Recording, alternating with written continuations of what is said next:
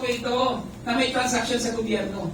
Yan ang culpable violation of the Constitution of the President aside from Republic Act 3019, anti-graft law. Dalawa po ang kanyang violation dito sa kickback scheme or SOP na sinabi ni Saldi Co. Yung bribery ay kasama na sa graft and corruption, kasama na din siya dito sa Article 7, Section 13 of the Constitution. Just a short na. Alam mo, si Sandy, personal friend ko, at sinabi niya talaga yung mga sinasabi niya tungkol kay Marcos. No? In fact, he told me na baka tanggalin na siya sa Appropriations Committee dahil hindi siya nakadeliver sa amount na napakalaki na hinihingi nila Marcos Jr. at pamilya niya. So, in other words, mga kababayan, Sandy ko, sinasabi nila, hindi, hearsay lang yan kasi wala naman siyang under oath doon sa kanya. Hindi po totoo yan, may jurisprudence na po tayo na yung galing sa Facebook is admissible in evidence. Pangalawa, kasama siya sa isang conspiracy. The conspiracy to commit crimes of plunder. So, kapapaniwala ang sinasabi ni Sandy ko. So, yun po, kaya dito sa complaint namin, in-emphasize namin yung mga ebidensya against Marcos sa mga diniliver na pera. Pero hanggang ngayon, ang Senate Blue Ribbon Committee, kaya nga po nagpahit kami ng impeachment. Dahil ang tingin namin si Lacson, masyadong pabor sa kanila. Hindi niya pinatawag si Bersamin. Hindi niya pinatawag si Amina. Tingnan mo si Amina, katuwang pa ni Mike, defensor sa kasat. Dapat yun, isasalang yun. Kasi sinasabi ni Sandy ko, nung nagpa-insert si Marcos ng 100 billion pesos, tumawag sa kanya si Amina, pangitaman. Tapos, i-clear niya na, o kung gusto mo i-clear, si Adrian Bersamin. Pero, hindi ito tinawag ni Lacson. So, kaya, our only recourse is this impeachment para isigaw namin sa taong bayan na ito po yung katotohanan. Dito, formal na namin hinain dito sa Kongreso.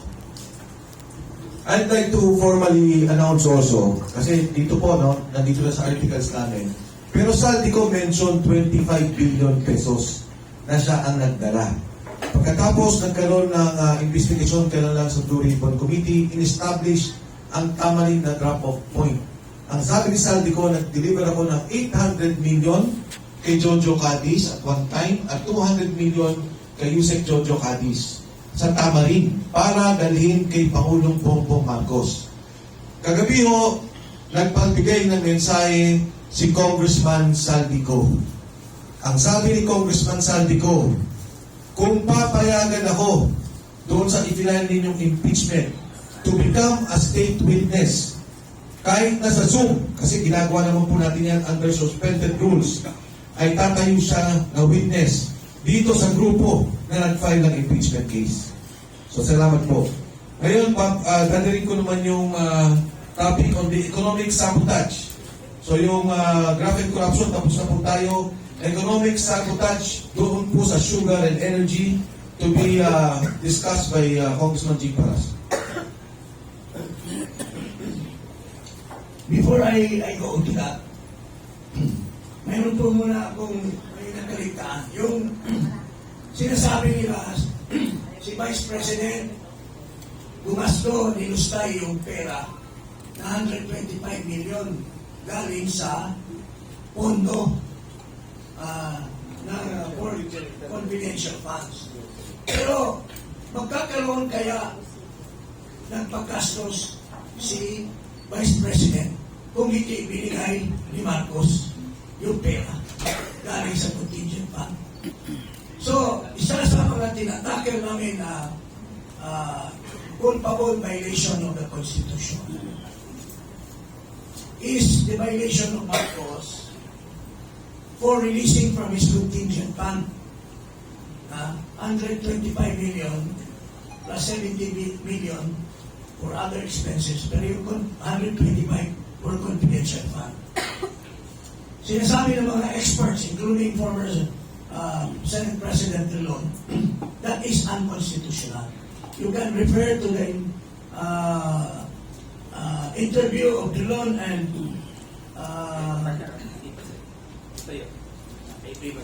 ito. And sino ito sa ABS?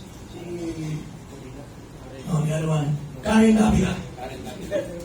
Sinasabi ni Drilon, what Marcos did was unconstitutional kasi naglipat siya ng item, ng pera from the contingent to confidential fund. Wala namang item in the general operation.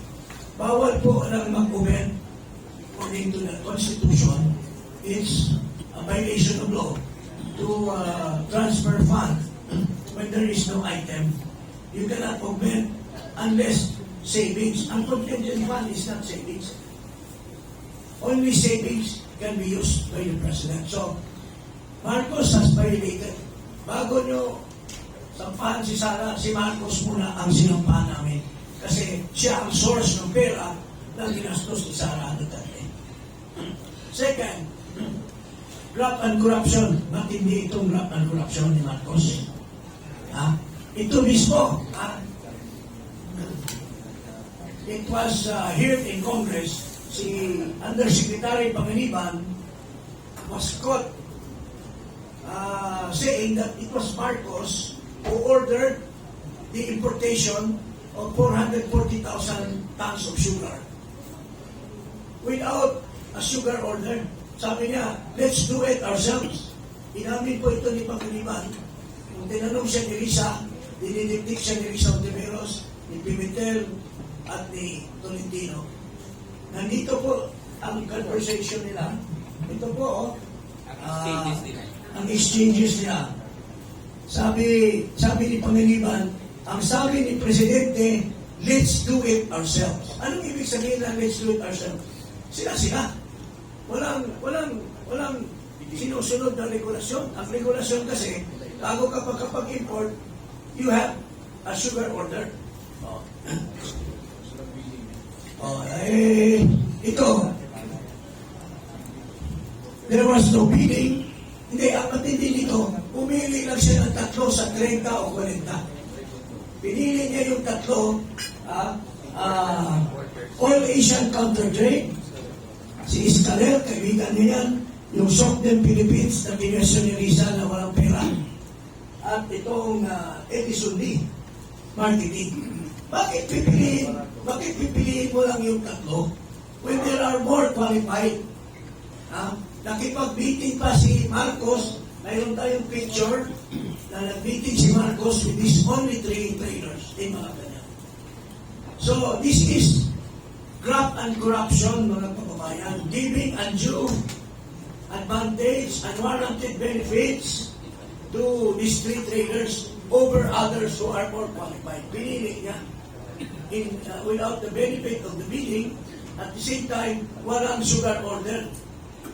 Tapos, pag dumating na yung kargamento, saka na lang nila nilalakad yung sugar order after the fact.